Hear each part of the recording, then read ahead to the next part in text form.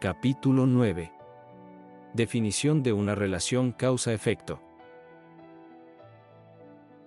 En el capítulo 8 revisamos cómo elegir el diseño de estudio adecuado y cómo cada diseño aporta niveles distintos de evidencia.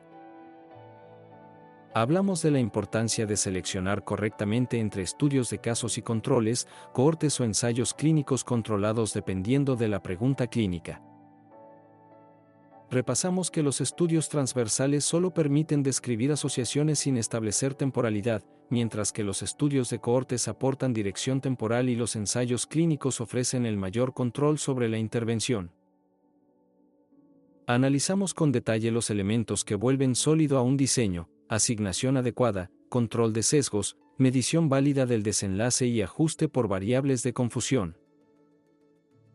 También discutimos cómo errores de diseño, incluso pequeños, pueden dañar conclusiones que luego serían tomadas como guías clínicas.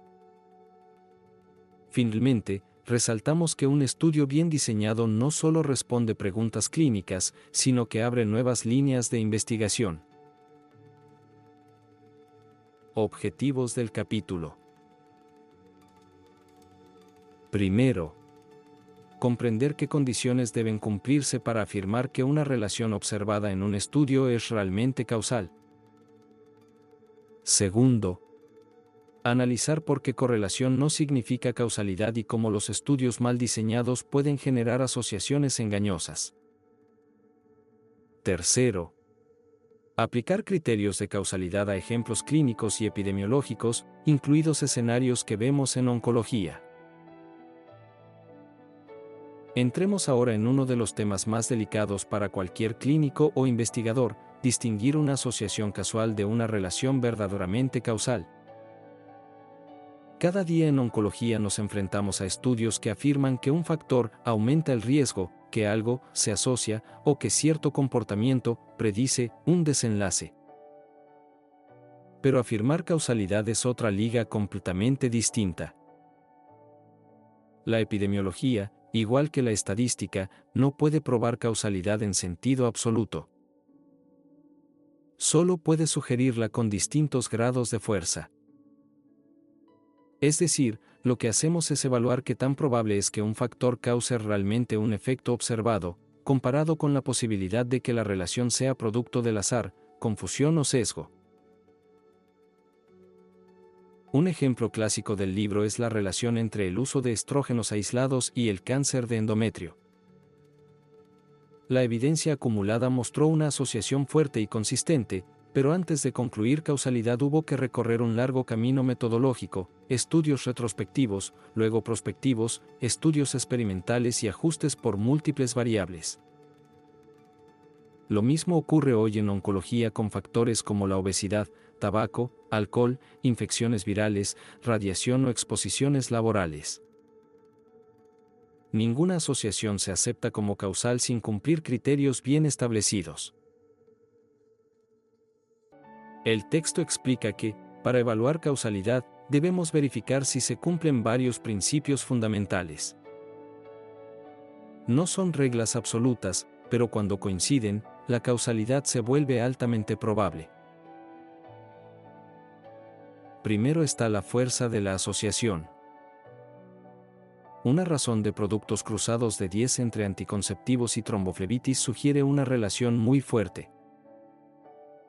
En oncología, algo similar se ve entre tabaquismo y cáncer de pulmón, donde el riesgo relativo supera con facilidad valores de 15 a 30.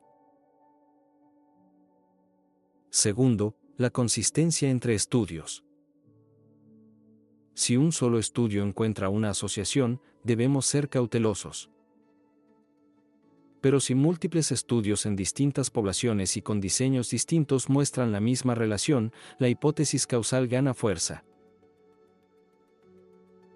Tercero, la secuencia temporal. El factor debe preceder al desenlace. Esto parece obvio, pero muchos estudios fallan aquí. Por ejemplo, estudios transversales no pueden probar causalidad porque no establecen si el factor ocurrió antes o después de la enfermedad. Cuarto, la relación dosis-respuesta. Si más exposición implica más probabilidad de enfermedad, la relación causal se fortalece. Por ejemplo, a mayor consumo de cigarrillos, mayor riesgo de cáncer de pulmón. Quinto, la plausibilidad biológica. Esto es clave para nosotros como oncólogos. Las asociaciones fuertes deben tener respaldo en mecanismos fisiológicos o moleculares. Por ejemplo, sabemos que ciertos carcinógenos generan mutaciones específicas como K, RAS, TP53 o EGFR, lo cual facilita la aceptación de causalidad. El capítulo también advierte algo esencial: una asociación débil puede ser causal, y una asociación fuerte puede ser falsa. Todo depende de la calidad del estudio y del control de sesgos. El capítulo señala otro criterio crucial: la coherencia con el conocimiento existente. Esto significa que la relación observada no debe contradecir principios establecidos de biología, fisiología o epidemiología. Por ejemplo, si un estudio sugiere que una exposición disminuye el riesgo de cáncer pero sabemos que produce daño oxidativo y mutagénico, debemos ser escépticos. Luego aparece la noción de especificidad, aunque hoy se considera un criterio débil. En enfermedades multifactoriales como el cáncer, pocas exposiciones producen un solo desenlace. Pero cuando existe, como en el caso del virus del papiloma humano y el cáncer cervical, la especificidad añade peso causal. Después se aborda uno de los criterios más potentes: la experimentalidad. Cuando una intervención altera el desenlace de manera predecible, la causalidad se fortalece. Esto es el fundamento de los ensayos clínicos: si retirar el factor reduce la incidencia o administrarlo genera un efecto reproducible, tenemos evidencia directa. En el libro se menciona que ningún criterio, por sí solo, prueba causalidad, pero cuantos más se cumplan, mayor solidez tiene la inferencia. Esto recuerda mucho al análisis clínico: un solo dato aislado no basta, pero el conjunto construye un diagnóstico. Uno de los ejemplos presentados en el capítulo analiza la aparente asociación entre beber café y desarrollar cáncer de páncreas. En estudios iniciales la asociación parecía fuerte, pero más tarde se descubrió que estaba completamente confundida por el tabaquismo. Los bebedores intensos de café eran, al mismo tiempo, fumadores intensos, y el tabaco era el verdadero factor causal. Este ejemplo subraya el riesgo de caer en conclusiones precipitadas cuando no se controlan adecuadamente las variables de confusión. El capítulo también explica que, incluso con un excelente control de confusión, un estudio puede fallar por sesgo sistemático. Por ejemplo, si un estudio retrospectivo pregunta a pacientes sobre exposiciones pasadas, puede aparecer sesgo de recuerdo. Si un investigador conoce el estado de enfermedad del paciente al evaluar una exposición, puede introducir sesgo de observación. En oncología ocurre cuando el seguimiento de supervivencia es irregular o cuando un tratamiento parece más eficaz simplemente porque se aplicó en pacientes más jóvenes o con mejor estado funcional. El libro presenta otro ejemplo excelente: la relación entre el uso de talco perineal y cáncer de ovario. Estudios retrospectivos mostraban asociación, pero la posibilidad de sesgo de recuerdo era enorme. Hasta hoy la evidencia sigue siendo conflictiva porque no cumple varios criterios de causalidad, especialmente consistencia y plausibilidad clara. Luego el capítulo nos lleva a analizar la importancia de que la asociación sea replicable. Un hallazgo aislado, incluso si tiene valor P significativo, no es suficiente. La replicación en diferentes contextos, épocas y poblaciones elimina la posibilidad de que el hallazgo sea producto del azar o de una práctica particular de medición. En oncología, esto es evidente cuando evaluamos nuevos biomarcadores. Un estudio puede mostrar que cierto marcador predice respuesta a inmunoterapia, pero si no se replica, no puede adoptarse como estándar. El mejor ejemplo moderno es la evaluación del biomarcador PD-L1, donde repetir estudios en múltiples poblaciones ha permitido caracterizar su rol real y sus limitaciones. Otro apartado del capítulo se enfoca en la analogía, un criterio útil pero no indispensable. Si un agente similar causa una enfermedad similar, aumenta la plausibilidad. Por ejemplo, si un tipo de radiación causa cáncer de tiroides, es razonable investigar si otro tipo de radiación hace algo parecido. El texto luego profundiza en la necesidad de evitar trampas intuitivas. Una correlación puede surgir simplemente porque ambas variables se relacionan con un tercer factor no medido. En epidemiología lo llamamos confusión residual. Un ejemplo clásico es la relación entre nivel socioeconómico y ciertos cánceres. El nivel socioeconómico no es un factor biológico en sí, pero es un marcador de estilos de vida, exposiciones ambientales, acceso al sistema de salud, dieta, alcohol, tabaco, etc. Antes de afirmar causalidad, debemos evaluar sistemáticamente los criterios. Como clínicos, esto nos protege de cometer errores que luego impactan decisiones terapéuticas, tamizajes o recomendaciones de salud pública.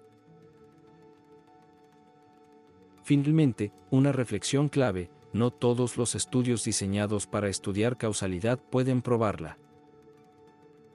Algunos pueden descartar relaciones, otros pueden sugerirlas, pero solo en conjunto se puede construir un caso sólido.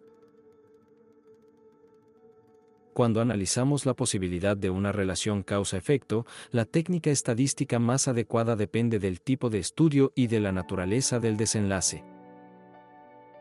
La herramienta clave para cuantificar fuerza de asociación es la medida relativa, riesgo relativo para estudios de cohortes y razón de productos cruzados, odds ratio, para estudios de casos y controles. Sin embargo, la técnica esencial para evaluar si la asociación observada puede atribuirse al azar es la prueba de significación estadística, específicamente el cálculo del valor P acompañado de su intervalo de confianza del 95%. Este intervalo no solo informa si una diferencia es significativa, sino también la posible magnitud real del efecto en la población. Entre todas las pruebas estadísticas aplicables, este capítulo enfatiza que la más adecuada para estudios observacionales es aquella que compara proporciones entre grupos. Lo más común, dependiendo del tamaño de muestra y de las celdas esperadas, es emplear la prueba chi cuadrado para comparar proporciones cuando los tamaños son grandes, o la prueba exacta de Fischer cuando las celdas son pequeñas. Estas pruebas responden a la pregunta fundamental: ¿la asociación entre exposición y enfermedad es tan grande que sería extremadamente improbable que surgiera solo por azar? Pero la herramienta más crítica cuando hablamos de causalidad, y el texto lo subraya, es el intervalo de confianza del riesgo relativo o odds ratio. Si el intervalo no incluye el 1, sugerimos significación. Si además es estrecho, nos indica precisión. Y si el valor puntual es alto, por ejemplo 8 o 10, sugiere una asociación fuerte. En oncología, donde muchos riesgos relativos superan valores de 3, 5 o incluso 20, esta interpretación se vuelve particularmente útil para evaluar carcinógenos, factores ambientales, biomarcadores de riesgo o efectos adversos de tratamientos. Aplicación crítica a estudios clínicos. Ahora bien, entender la técnica estadística es solo la mitad del trabajo. Lo más difícil es integrar estadística y juicio clínico para determinar si la asociación es causal. Por ejemplo, si en un estudio los usuarios de un medicamento tienen un riesgo relativo de 3 para cierto cáncer, debemos preguntarnos si esta diferencia se explica por factores como edad, comorbilidades o exposición simultánea a otros agentes. Aquí entra la necesidad del ajuste multivariante, algo que se mencionó en capítulos previos. Sin ajuste, la causalidad no puede afirmarse. El capítulo enseña que la causalidad se construye sumando fuerza de asociación, consistencia, plausibilidad biológica, secuencia temporal, gradiente de dosis, experimentación y ausencia de explicaciones alternativas. La estadística aporta evidencia numérica, pero la inferencia causal requiere razonamiento clínico, conocimiento mecanístico y una evaluación crítica del diseño. Por eso, como oncólogos, debemos evitar conclusiones aceleradas basadas únicamente en valores P llamativos. Conclusión del capítulo. La idea central de este capítulo es clara: asociación no es causalidad, pero la causalidad puede inferirse cuando múltiples líneas de evidencia convergen. La estadística, los criterios epidemiológicos y la lógica clínica se integran para decidir si una relación merece cambiar la práctica médica. Como residentes de oncología, este capítulo nos recuerda que la interpretación correcta de los estudios no solo depende de leer los resultados, sino de interrogar críticamente los métodos, el control de sesgos y la fuerza real de la evidencia. Post hoc non est ergo propter hoc. Después de esto no significa, necesariamente, a causa de esto. Capítulo 10. Ejercicios para detectar errores, estudios observacionales. En el capítulo anterior revisamos uno de los temas más delicados y frecuentes en la literatura biomédica, la diferencia entre asociación y causalidad. Exploramos cómo criterios como fuerza de asociación, consistencia, plausibilidad biológica, relación temporal y gradiente dosis-respuesta permiten construir una inferencia causal. También discutimos cómo los sesgos, la confusión y las limitaciones metodológicas pueden crear asociaciones espurias, y que ninguna prueba estadística por sí sola demuestra causalidad. Finalmente, revisamos el rol del riesgo relativo, la razón de productos cruzados y los intervalos de confianza como herramientas esenciales para interpretar asociaciones en estudios clínicos y epidemiológicos. Objetivos del capítulo. Primero, aprender a identificar errores frecuentes en estudios de cohortes y estudios de casos y controles. Segundo, aplicar el marco uniforme para reconocer cuando un estudio observacional tiene un diseño defectuoso o conclusiones inapropiadas. Tercero, desarrollar una lectura crítica que permita juzgar si los datos reportados realmente apoyan las conclusiones que los autores presentan. Este capítulo introduce una serie de estudios simulados diseñados para entrenar nuestra capacidad de detectar errores metodológicos en investigaciones observacionales. La idea es simple pero poderosa. Antes de confiar en un artículo, debemos decidir si su diseño permite responder la pregunta planteada. Los estudios presentados aquí están deliberadamente llenos de errores, y nuestro trabajo consiste en encontrar cada uno de ellos. El primer ejercicio describe un estudio de cohortes sobre insomnio y ansiedad. Se seleccionaron 200 personas con insomnio y 200 sin insomnio, y se les realizó una entrevista telefónica para determinar si habían tenido ansiedad en los últimos 6 meses. Los autores concluyen que el insomnio duplica el riesgo de ansiedad. El problema central aparece desde el inicio. El estudio se presenta como un estudio de cohortes, pero no existe seguimiento en el tiempo. En realidad, es un estudio transversal disfrazado. Ambas condiciones, insomnio y ansiedad, se midieron al mismo tiempo, por lo que es imposible determinar si el insomnio precedió a la ansiedad o si la ansiedad fue la que generó insomnio. Además, utilizar entrevistas telefónicas introduce un enorme potencial de sesgo de recuerdo y de declaración. Los individuos con insomnio suelen tener mayor preocupación por su salud y mayor atención a síntomas psicológicos, lo que incrementa la probabilidad de que reporten ansiedad. El capítulo nos recuerda que sin temporalidad, no hay causalidad posible. Este error es extremadamente común en la literatura médica, en especial en artículos apurados o mal diseñados. El segundo ejercicio examina si existe asociación entre uso de analgésicos y dolor abdominal crónico. Los autores seleccionaron pacientes de una clínica gastrointestinal que ya presentaban dolor crónico y luego preguntaron si consumían ibuprofeno. Concluyeron que el ibuprofeno causa dolor abdominal crónico. Aquí el error es todavía más evidente. El diseño es un estudio de casos y controles, pero los autores interpretaron la asociación como causal directa sin considerar que el consumo de analgésicos puede ser simplemente una consecuencia del síntoma. Es decir, los pacientes tomaban ibuprofeno porque tenían dolor, no al revés. Este tipo de error ocurre también en oncología, cuando se interpreta que la quimioterapia causa peores desenlaces en pacientes muy enfermos, cuando en realidad esos pacientes recibieron quimioterapia porque ya estaban en una situación clínica más grave. El tercer ejercicio describe un estudio sobre vitamina C y resfriado común. El investigador reclutó a 100 participantes que ya habían decidido voluntariamente tomar vitamina C, y a otros 100 que no la tomaban, y comparó la frecuencia de resfriados entre ambos grupos.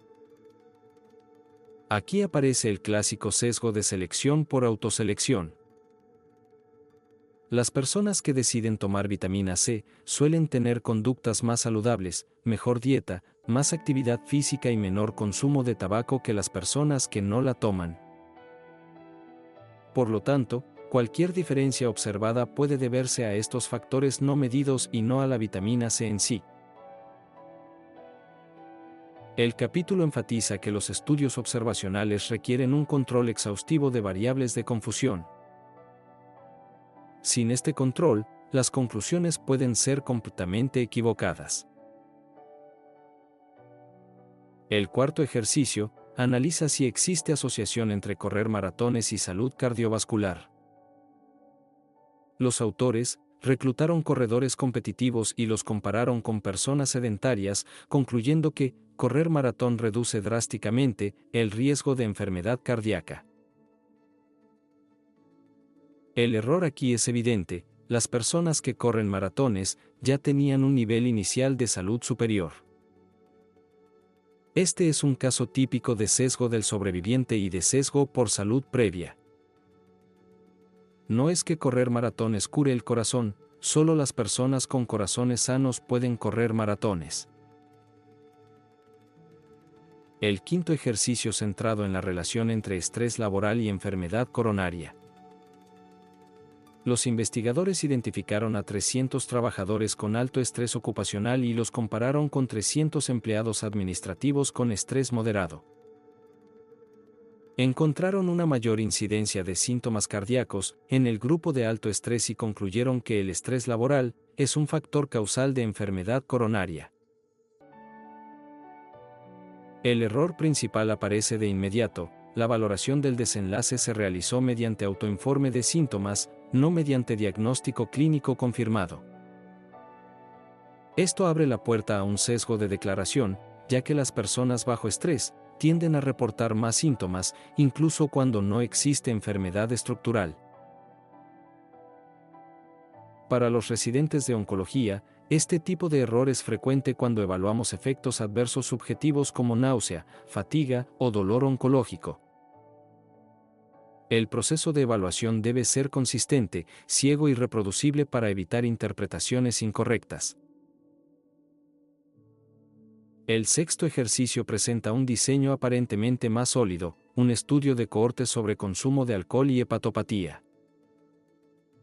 Sin embargo, todos los participantes fueron reclutados de una clínica de gastroenterología, lo que significa que la muestra no refleja a la población general, sino a una población sesgada por su motivo de consulta. Este es un ejemplo clásico de sesgo de Bergson, donde la selección de pacientes hospitalarios puede producir asociaciones artificiales. Luego aparece un séptimo ejercicio especialmente interesante para oncología, la relación entre tabaquismo pasivo y cáncer de pulmón. En este estudio, los autores entrevistaron a pacientes con cáncer y les preguntaron retrospectivamente si vivían con fumadores. Aquí el capítulo señala un punto crítico. Las personas con cáncer suelen realizar un esfuerzo mayor por recordar posibles causas de su enfermedad, lo que puede generar un sesgo de recuerdo. Por eso, los estudios retrospectivos en cáncer requieren una valoración muy estricta de cómo se obtiene la información. El octavo ejercicio analiza si existe relación entre dieta vegetariana y menor riesgo de enfermedad renal. El estudio compara vegetarianos voluntarios con no vegetarianos, pero nuevamente la asignación no es aleatoria. El estilo de vida asociado a una dieta vegetariana incluye múltiples factores protectores: menor IMC, mayor actividad física, mejor acceso a información nutricional y menor consumo de alcohol. El capítulo enfatiza que ningún análisis estadístico puede compensar un diseño fundamentalmente defectuoso. Como dice el libro, cuando la base está torcida, la casa entera cae sobre sí misma. El noveno ejercicio es uno de los ejemplos más instructivos del capítulo, un estudio que investiga si el consumo de café aumenta el riesgo de enfermedad ulcerosa péptica. Los autores entrevistaron a pacientes hospitalizados por úlceras y los compararon con pacientes hospitalizados por fracturas. Aunque los controles parecen adecuados, existe un problema: los pacientes hospitalizados con fracturas pueden tener estilos de vida completamente diferentes, y muchos pueden tener restricciones alimentarias o hábitos que distorsionan la comparación. Además, el hecho de estar hospitalizado ya modifica múltiples variables relacionadas con el consumo de café, lo que genera un sesgo de selección severo. El décimo ejercicio explora la relación entre actividad física e incidencia de migraña. El estudio concluye que quienes realizan ejercicio intenso presentan menos migraña, pero la muestra se limita a personas inscritas en un gimnasio. Esto es una forma de sesgo de voluntariado, donde el grupo de estudio tiene una característica que no representa a la población general. Este problema es extremadamente común en estudios de estilo de vida. Las personas más sanas, más jóvenes o más motivadas tienden a participar más en investigaciones, lo cual distorsiona la comparación. En oncología, lo vemos cuando analizamos estudios de supervivencia en pacientes tratados en centros de alta especialización. Estos pacientes generalmente tienen mejor acceso a salud, mejor nutrición, mayor adherencia terapéutica y por tanto mejores resultados. El capítulo 10 también discute un ejercicio sobre uso de hormonas y cáncer endometrial. Los investigadores seleccionaron mujeres que estaban tomando estrógeno sin progesterona y las compararon con mujeres que no los tomaban, pero no controlaron por factores esenciales como obesidad, paridad, edad y presencia de síndrome metabólico. El libro señala que este tipo de error no es trivial. La obesidad es uno de los factores más fuertemente asociados al exceso de estrógenos endógenos. Sin controlar adecuadamente estos factores, el estudio no puede ofrecer conclusiones válidas. El capítulo propone una lección central. El análisis crítico comienza comparando los grupos antes de analizar cualquier desenlace. Esta idea forma parte del marco uniforme que se ha repetido en capítulos previos. Asignación. Valoración. Análisis. Interpretación. Y extrapolación. En este capítulo, dedicado a detectar errores en estudios observacionales, la técnica estadística más adecuada para analizar los ejemplos depende del tipo de comparación planteada. La gran mayoría de los ejercicios se basan en proporciones entre dos grupos, por lo que el método base es la comparación de proporciones mediante la prueba chi cuadrado, cuando las celdas esperadas son mayores a 5. O la prueba exacta de Fisher, cuando las celdas esperadas son pequeñas. Sin embargo, el libro destaca que en estudios observacionales la prueba estadística jamás corrige un diseño defectuoso. Aún una prueba perfectamente aplicada no rescata un estudio con sesgo de selección, sesgo de recuerdo o ausencia de control de confusión. Por eso, la técnica estadística más útil aquí no es tanto la prueba de significación, sino la medida de la asociación. Riesgo relativo, si el estudio es de cohortes. O el odds ratio, si el estudio es de casos y controles. Ambas medidas deben acompañarse siempre de un intervalo de confianza del 95%, porque los intervalos permiten evaluar la precisión del resultado y determinar si la asociación podría deberse al azar. Aplicación crítica final. Este capítulo nos enseña que la lectura crítica comienza antes de tocar la estadística. Antes de calcular valores, P, debemos preguntarnos: ¿la asignación fue adecuada? ¿Los grupos son comparables? ¿El desenlace fue medido con exactitud? ¿Hay sesgos claros en la selección o la valoración? ¿Existen variables de confusión no controladas?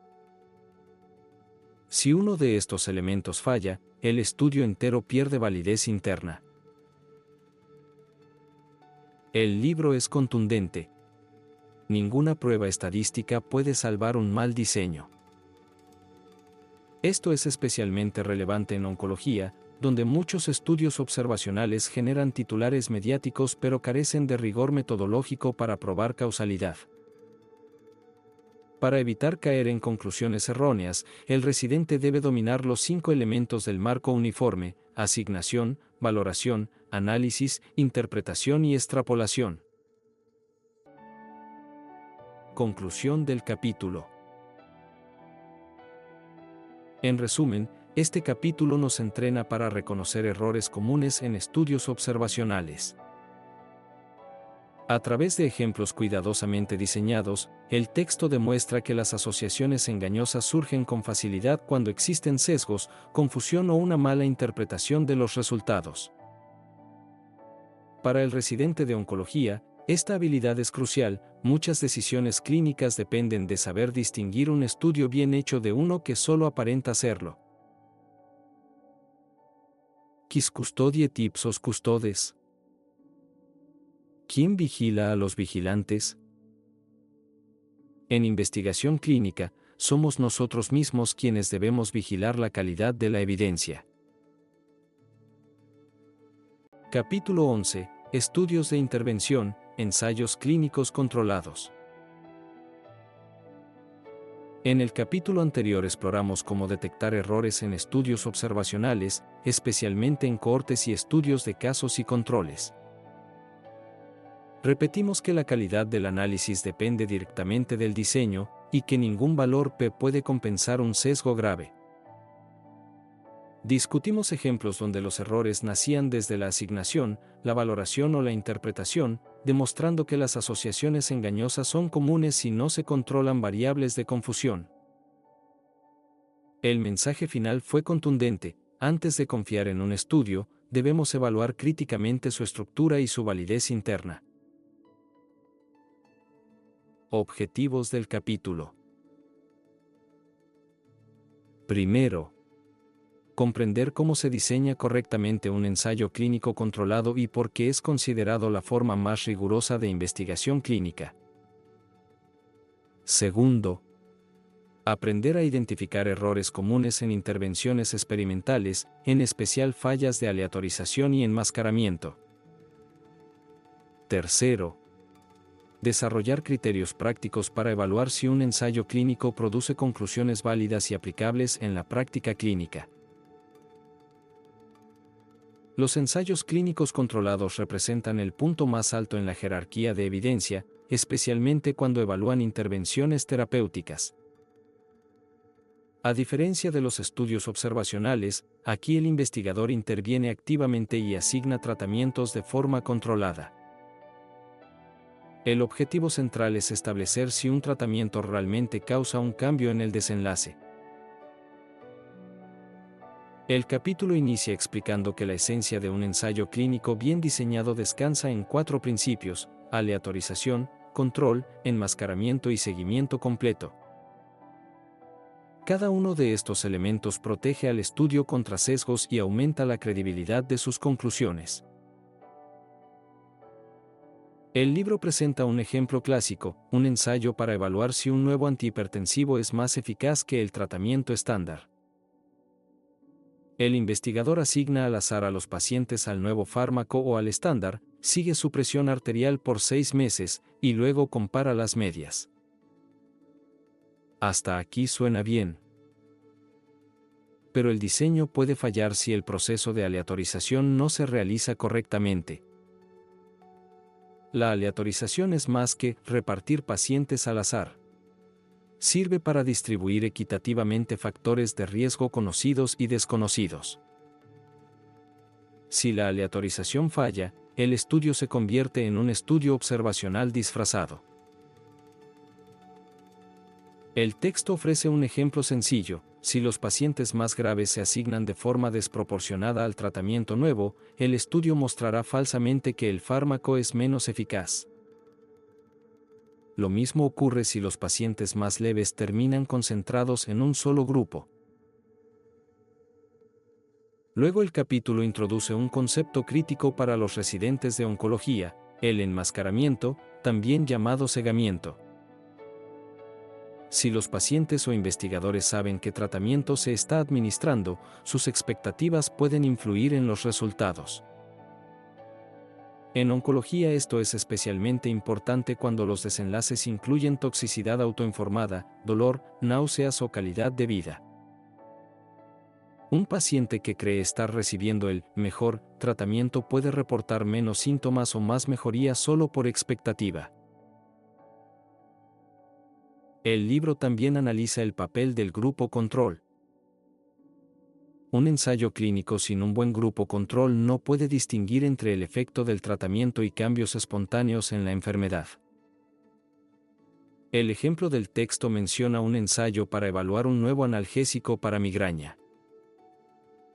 Si no se incluye un placebo, cualquier mejoría podría deberse a la historia natural de la migraña o al efecto placebo. El capítulo destaca un error frecuente: usar controles históricos. Comparar un tratamiento nuevo con datos de pacientes tratados hace años es arriesgado, porque las condiciones clínicas, diagnósticas y terapéuticas cambian con el tiempo. En oncología lo vemos todos los días: en cáncer de mama, pulmón o gástrico, los controles históricos son inútiles porque las terapias evolucionan rápidamente. El capítulo continúa con un ejemplo de un ensayo para evaluar si un programa de ejercicio mejora la función pulmonar en adultos mayores. Durante las primeras semanas, el grupo intervención recibió más atención del personal, mientras que el control solo fue evaluado en las citas programadas. Esto generó un sesgo de atención, también conocido como efecto Hawthorne. Los sujetos cambian su comportamiento simplemente porque están siendo observados. Aquí el libro recalca una regla clave para el diseño experimental. El grupo control debe recibir la misma cantidad de atención, interacción y seguimiento que el grupo de intervención, excepto por el tratamiento en estudio. Luego aparece un ejemplo especialmente didáctico: evaluar un fármaco nuevo para alergia estacional. El investigador no enmascara las píldoras y los pacientes pueden distinguir fácilmente el fármaco del placebo por el sabor o la presentación. Esto produce 2 problemas. Los pacientes pueden adivinar su grupo. O los investigadores pueden interpretar subjetivamente las mejorías.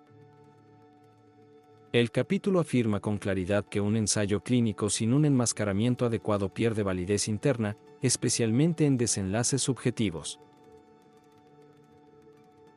El último segmento de esta primera parte introduce el tema del seguimiento completo. Si una proporción importante de participantes abandona el estudio, se genera el riesgo de sesgo de desgaste, también llamado attrition bias. El libro presenta un ejemplo en el que el 30% del grupo intervención abandona por efectos adversos, mientras que solo el 5% abandona el grupo control. Si el análisis final ignora a esos pacientes, el estudio parecerá falsamente seguro y eficaz. El capítulo continúa explicando que, al evaluar un ensayo clínico, debemos identificar si se realizó un análisis por intención de tratar. Esta técnica asegura que todos los pacientes permanezcan en el grupo al que fueron asignados inicialmente, sin importar si completaron el estudio o si cambiaron de tratamiento. ¿Por qué es tan importante esto? Porque la intención de tratar preserva la aleatorización. Si los pacientes cambian de grupo o son eliminados del análisis, el equilibrio entre los grupos se rompe, creando una falsa impresión de eficacia o seguridad. El libro presenta un ejemplo muy claro, un ensayo clínico que evalúa un nuevo fármaco para artritis.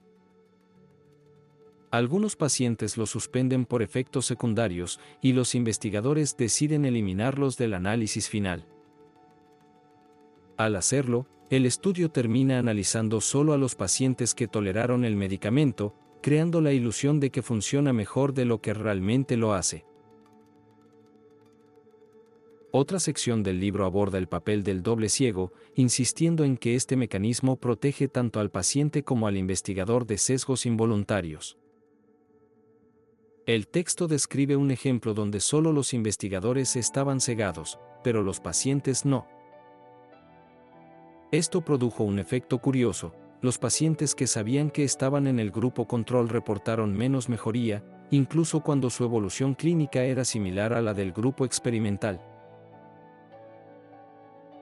Este fenómeno es muy frecuente en ensayos oncológicos donde los pacientes desean desesperadamente acceder al tratamiento experimental. Cuando creen que están en el grupo control, pueden reportar menos energía, más dolor o menos bienestar. El capítulo también explica que algunos ensayos no pueden ser enmascarados, como cuando se evalúan programas de ejercicio, cirugías o estrategias educativas. En esos casos, es crucial aplicar enmascaramiento de evaluadores, para que quien mida los desenlaces no sepa qué intervención recibió cada participante. El libro ofrece un ejemplo con un programa de rehabilitación física.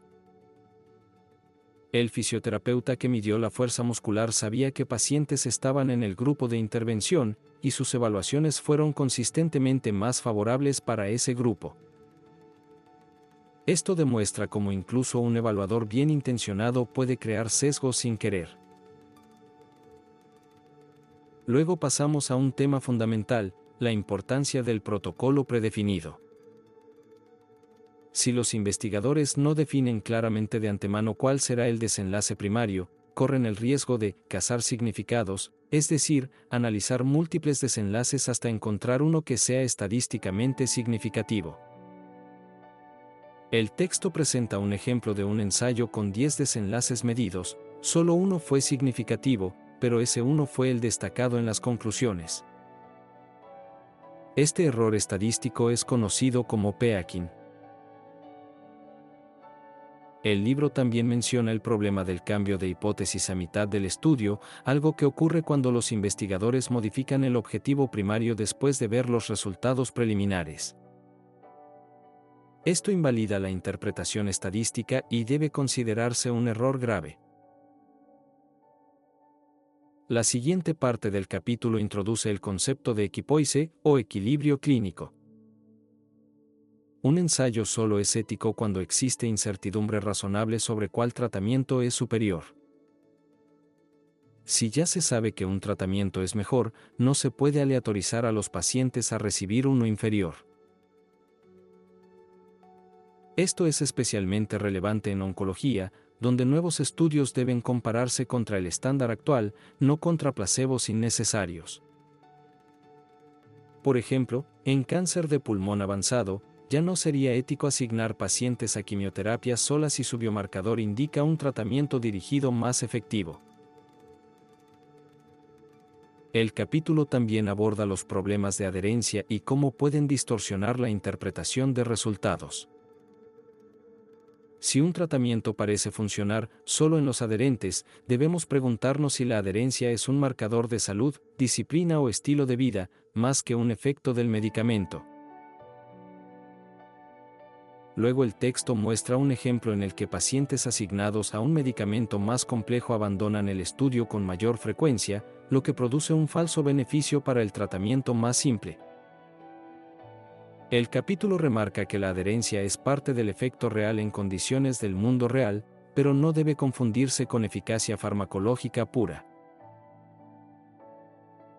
Finalmente, esta parte del capítulo introduce un ejercicio sobre intervenciones conductuales, como dejar de fumar.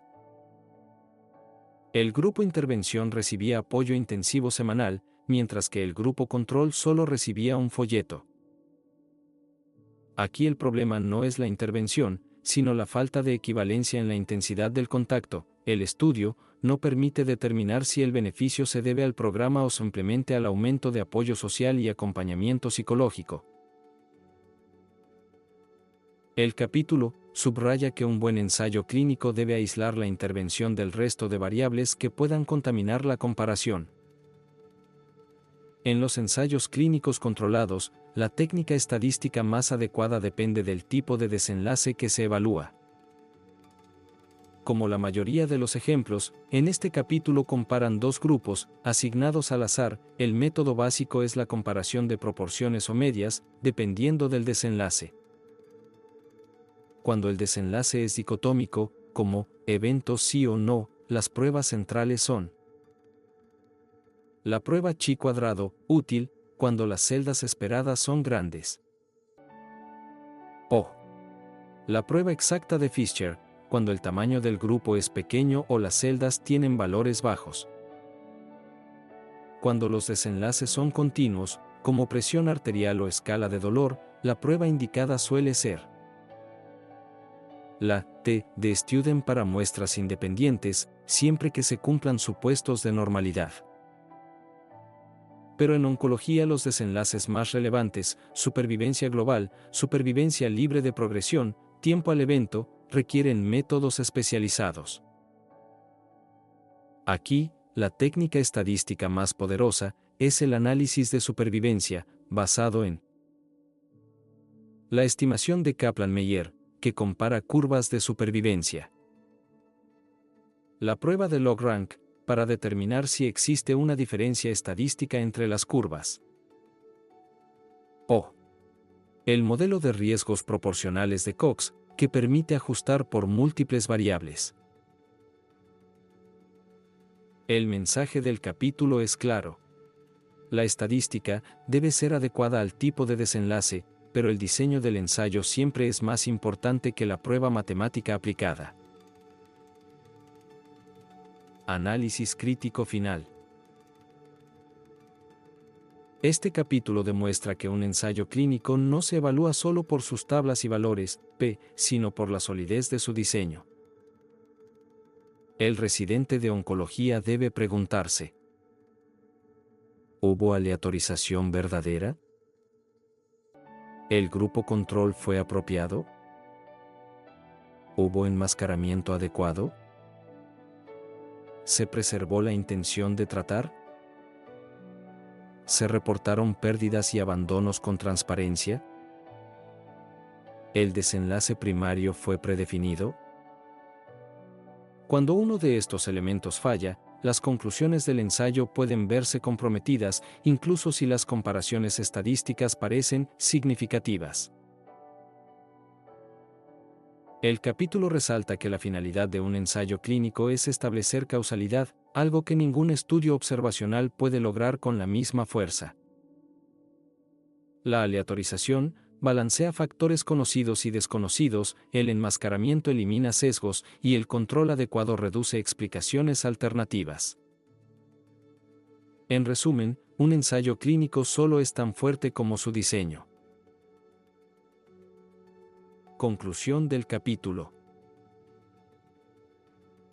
Este capítulo nos enseñó a evaluar críticamente ensayos clínicos controlados, reconociendo que son el estándar más alto de evidencia médica, pero solo cuando están diseñados de forma rigurosa. Aprendimos la importancia de la aleatorización, el doble ciego, la equivalencia entre grupos, la adherencia, la transparencia de datos y la preservación de la intención de tratar. El objetivo es que, como clínicos, podamos distinguir un ensayo robusto de uno defectuoso y así aplicar la evidencia con prudencia en la toma de decisiones terapéuticas. Experimentum probat.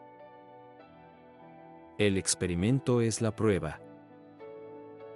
Pero solo cuando está bien hecho.